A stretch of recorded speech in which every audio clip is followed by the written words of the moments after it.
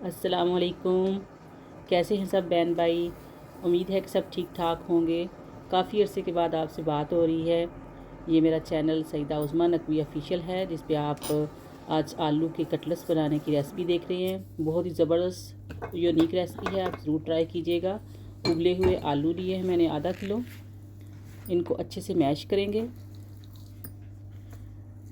अगर आप हाथ से मैश करें तो वो भी बहुत अच्छा तरीका है। अगर आपके पास मैशर है तो इसके साथ कीजिए, बहुत ही सॉफ्ट और बहुत अच्छे तरीके से हो जाते हैं। एक दरमियाने साइज़ की प्याज ली है जिसे फाइनली चॉप किया हुआ है। ग्रीन चिली अपने टेस्ट के अकॉर्डिंग यूज़ कीजिए। मैंने बहुत ही बारीक सी एक ग्रीन चिली ली है। सब्ज़ धनिया, 1 टेबलस्पून लेमन जूस, 3 अंडे बॉयल किए हुए हैं, उनको बारीक बारीक काट के वो भी इसमें शामिल कर देंगे और सब चीज़ों को दोबारा से अच्छे से मिक्स कर देंगे। अंडे भी अच्छे से पीस जाएंगे इस तरह।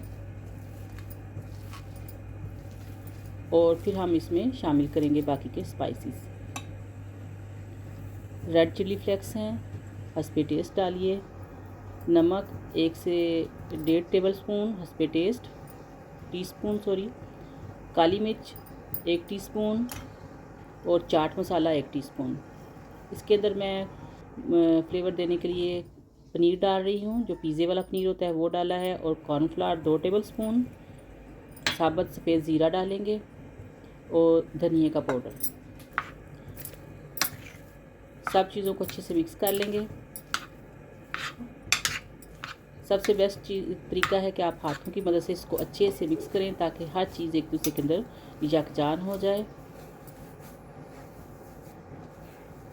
और अगर आपको हाथों से मिक्स करना अच्छा ना लगे तो आप ग्लव्स भी यूज़ कर सकते हैं। छोटे छोटे से कटलेट्स बनाइए या अपने ख्वाहिश के मुताबिक, अपने जिस तरह को आपको अच्छे लगे। दरमियाने साइज़ के मैं कटलेट्स बना रही हूँ। अच्छे से इसको प्रेस कर करके बनाना है ताकि ये खुले ना। तो अच्छी सी शेप देनी है। सारे मैंने तैयार कर लिए हैं। अब इसको कोटिंग करने के लिए हमें एक अंडे की ज़रूरत पड़ेगी। एक अंडा लिया है। थोड़ा सा इसमें नमक डालेंगे, चुटकी 2 चुटकी के बराबर, और इसी तरह थोड़ी सी काली मिर्च का पाउडर शामिल करके बहुत अच्छे से हम इसको फेंट लेंगे। इतना अच्छे से फेंटें कि सब चीज़ें एक दूसरे में मिक्स हो जाएं। और अब हम फ्राई पैन में लेंगे ऑयल। आप इसको डीप फ्राई भी कर सकते हैं, शैलो फ्राई भी कर सकते हैं। अंडे के अंदर इसको कोट करेंगे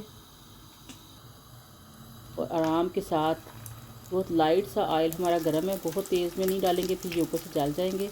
और दरमियानी सी आंच पर इसको अच्छे से एक साइड ब्राउन होने तक पकाएंगे, तब हम इसकी साइड चेंज करेंगे।